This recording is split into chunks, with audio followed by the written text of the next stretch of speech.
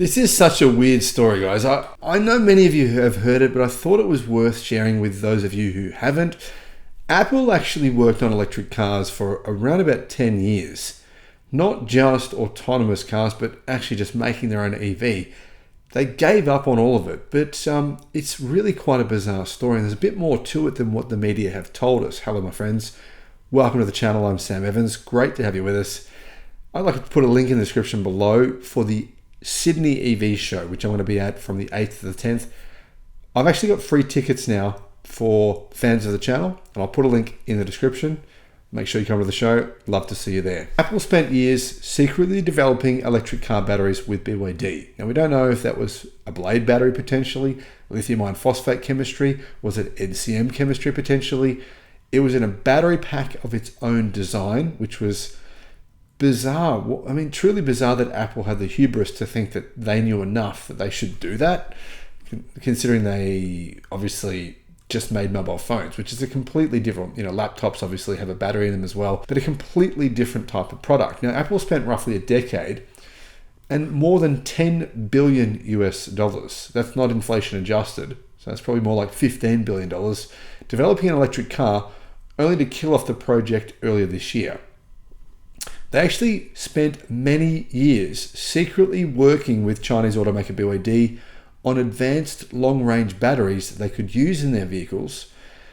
Yeah, of course, that didn't pan out. Now, there's no Apple car coming to market, but the companies did work on advancing EV battery technology. What's also intriguing is that this is not the only company that Apple worked with. Apple actually tried to get various different companies to make electric cars from. They spoke to Tesla, they spoke to Hyundai, they spoke to numerous automakers.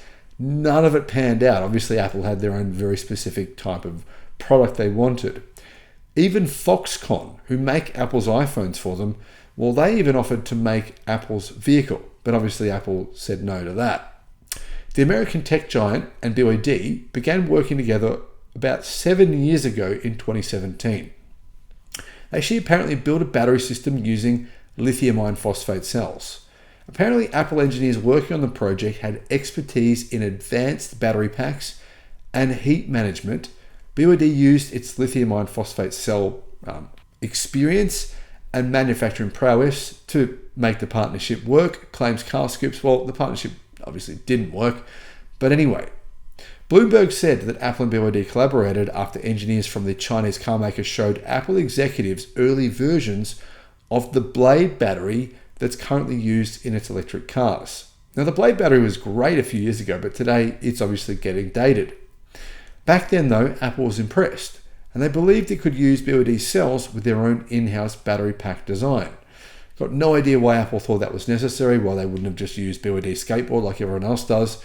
But anyway, Apple thought it could customize and improve the blade battery to boost an EV's range, and had been working on cells using nickel and alkaline. Now, I'm not sure how nickel and alkaline would be used to improve a lithium iron phosphate battery.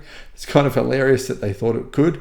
But anyway, neither BYD nor Apple have actually confirmed that this happened, but this story apparently has not been debunked by Apple or BYD. In other words, both companies have said, okay, this did happen. The concept of the blade battery originated with BYD's engineers, who independently developed this LFP blade battery. BYD holds complete property rights and patent rights for the blade battery, said BYD. So that was BYD's response. But BYD, they basically confirmed that there was a partnership to some degree. Despite years of collaboration, Apple eventually walked away from its partnership with BYD and began exploring other options. In early 2021, news broke that Apple engaged in talks with Hyundai about bringing its long-anticipated self-driving electric car to life. Those discussions, didn't last long. Earlier this year, Apple's top executives officially decided to abandon the electric vehicle project altogether, marking the end of a decades-long effort. Now, a lot of money was invested. $15 billion is a huge sum of money, but it wasn't only money, it was opportunity cost. The thing is, though, for Apple, who had at one point well over $100 billion in cash, the company just didn't know what to do with all this money. And they thought, well, why not make a self-driving car? The idea was a good one. But it appears as though Apple's desire to have complete control over the inner details of this project just didn't really work, and no other companies were really all that interested in giving Apple what they wanted. Now, it's true that Tesla apparently did have talks with Apple. That fizzled out as well. And obviously Apple ended up saying, well, it's all too hard, which was probably the right decision. Now, what's really quite incredible about this story is that Apple didn't only try and make its own batteries using BYD's chemistry and then, basically hijacking that chemistry and making it a more energy dense battery. They also wanted to create self-driving cars as well.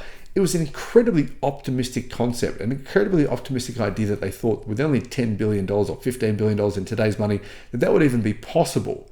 Think about how much money Tesla has spent to make full self-driving work in and of itself. It's a project that's going to cost Tesla well over $100 billion. But at least they tried.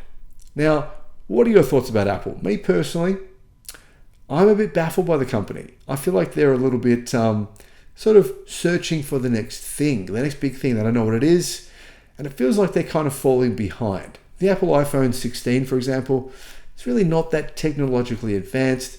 A lot of its competition have better cameras and faster processing.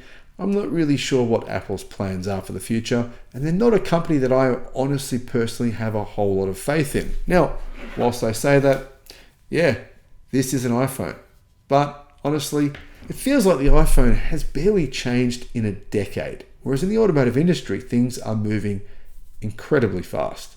Thanks for watching.